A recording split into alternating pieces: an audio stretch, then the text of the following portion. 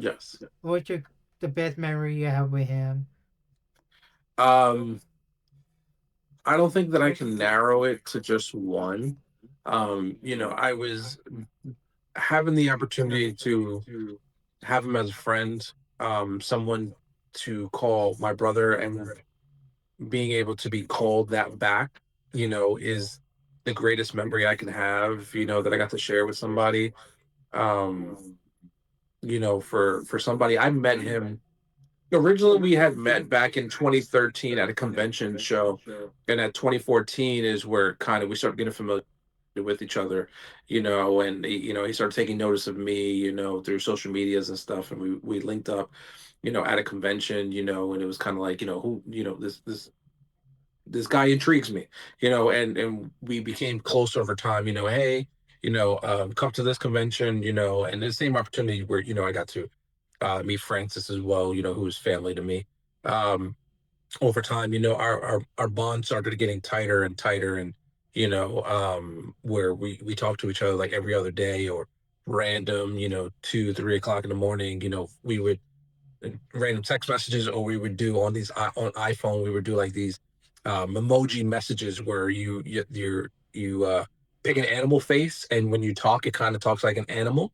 He would do, the dragon, of course, and he would be like at 2 or 3 o'clock in the morning, there'd be a random message with like those emojis. I'm a dragon. I'm like, brother, don't you sleep? Like, or like random thoughts or ideas that you have, like, hey, what do you think about this?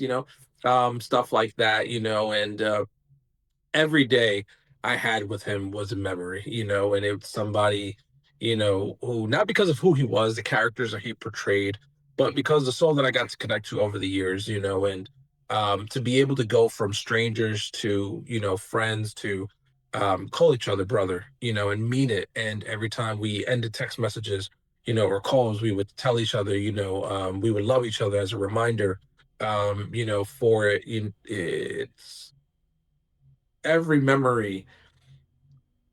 I can never throw away any of the memories that I have with him.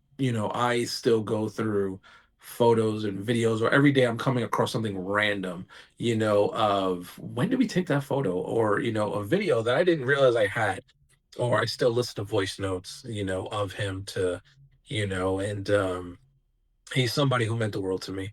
And I was in this world is a little dimmer, um, without his light in it, and I had the opportunity to get to know this man on a deeper level, as a person, and someone who, to me, I never saw, when you see somebody and you've seen someone portray a role for so long, you see the character. For me, it was never Tommy Oliver. For me, it was always Jason David Frank. That was always, Jason to me, or, I would say Jace. And that I would always connect to him for it, not for the characters that he's portrayed. Um, but every memory really, and there are things that I have around my house that, that I have to honor him, and things that, even he's gifted me with that are personal, and it's little things that just, I'm always thinking about him every day, you know um and I mean that 1,000%. There's not one day that goes by when I'm not thinking about him. And everything that I do is to keep his memory alive. And I know, he's soaring through the skies, with his loved ones, and he has loved ones down here who truly miss him every single day. And one day we'll all be reunited again. But I'm gonna do what I can to try to keep his light burning as much as possible, even if it's in the littlest way, as someone who can toss on a suit to make somebody smile, can write a comic and make it in dedication of him, and or to do a fan film and keep one of his characters going, anything that I do, I want to do as much as I can to try, and I encourage everybody, if you're struggling, to find your place in the world, to find yourself struggling to talk to somebody, reach out. Don't be afraid to ask for help. There are professionals available, to help you with the American Suicide Prevention website or toll free number that you can call to reach out to talk to somebody because there are so many people in the world. Never feel like you're alone because we want you here. Every single one of you, we want you here, and he's going to be someone I'm always going to say, I wish he was still here.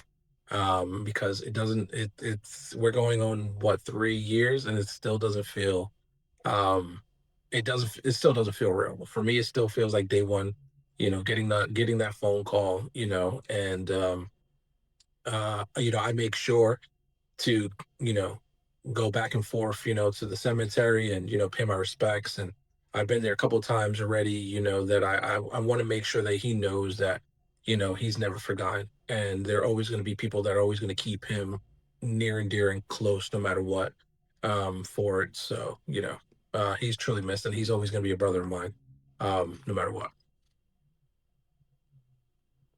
Yeah, definitely. Like for me, I think he was like the second time I met him. Mhm. The first time I met him was at the toy store. Like their story, like I did like what Jason David Frank gonna be doing at doing a sign at a toy store. It was 2021, Okay. Okay. and like back in the day, people used to collect Pokemon cards. So Yeah. like I go, you know what? I got this Charizard. I'm gonna sell it. You know what I mean? So I sell it, get the money, then I use that money to meet Jason Day and Frank, get his autograph. I go, well, I need this Pokemon. I'm not gonna need it. It's a Charizard. So like, like, no, I'm gonna meet him. So I take him like use that money to get to the autograph, and like I was talking to him. I was like first time meeting him. I was kind of nervous talking to him.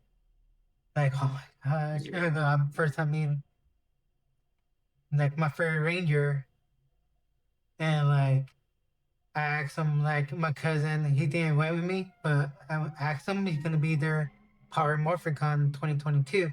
Yeah. So hey Jason, are you gonna be there Power Morphicon? I go, yes, no, maybe depend on the Legend of White Dragon. It's the time he was filming. Yeah. I go, all right. Then a couple of months, and they go, Jason David Frank will be a part of Morphicon. Then I call my cousin. Then I go, hey, Jason David Frank gonna be there at part of Morphicon. So we went Very nice. that year. You had a good show. You had a good time. Oh yeah. Good. I'm glad. So we waited for 6 hours in line. Oh yeah, he was when he started doing conventions. I remember this. He would always say the story of when he first did New York Comic Con. They didn't want to put his name on the banner. They wanted to put Mighty Morphin Power Rangers or Power Rangers or the Green Ranger, and they weren't sure if he was going to draw a line or not. So, he would ask like, "Hey, can you guys put my name on there so people know it's me?" They're like, "No." Um, and we're not sure how the turnout's going to be. And when he walked out, he was like, he really didn't see anyone. And one of the guys was like, "No, that's not your line. That's your line." And it was one of the longest lines at the convention, if not the longest line at the convention. And from that point, Jason has always had the longest line at convention shows. He's always, to me, he's Mr. Khan. He always was so grateful for all the fans who took time out of their day to make the trip, to come to the trip, to pay the convention, to come out and support, to take time out of the day to come see him. That he was always a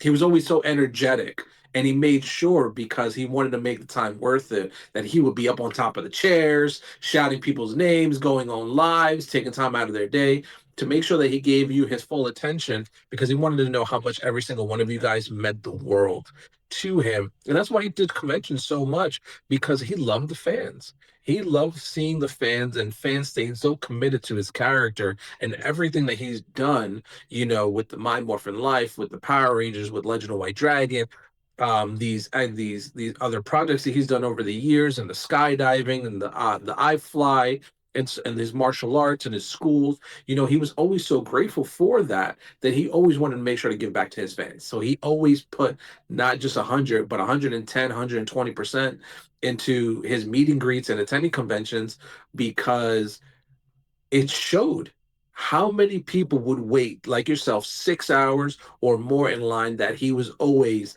I'm not leaving until the last fan is there.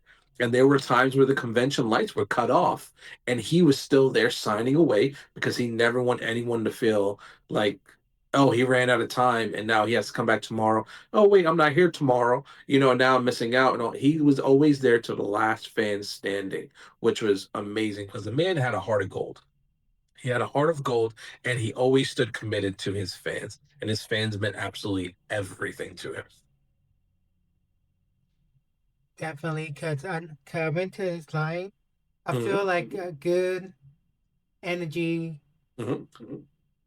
spirit around him Yeah, compared to other actors. Like I don't feel no energy. yeah. Like Sometimes you'll get that from different actors where they're kind of tired or they're not in the zone as they should be, and they'll kind of just sign, "Hi, how are you?" and kind of just send you yeah, off. yeah. Like I can name all like who have good energy. Jamie Kennedy, Okay. Oh, very nice.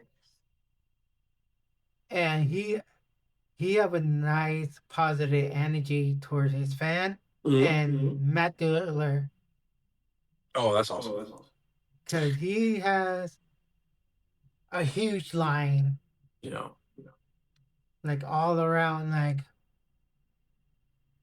I can tell fan like very happy Mhm. see him. Like we can tell you have positive energy. Even like the Naruto fans, Yeah. the voice actor and have good energy vibe. Even like I met Johnny Young Bush like 4 times.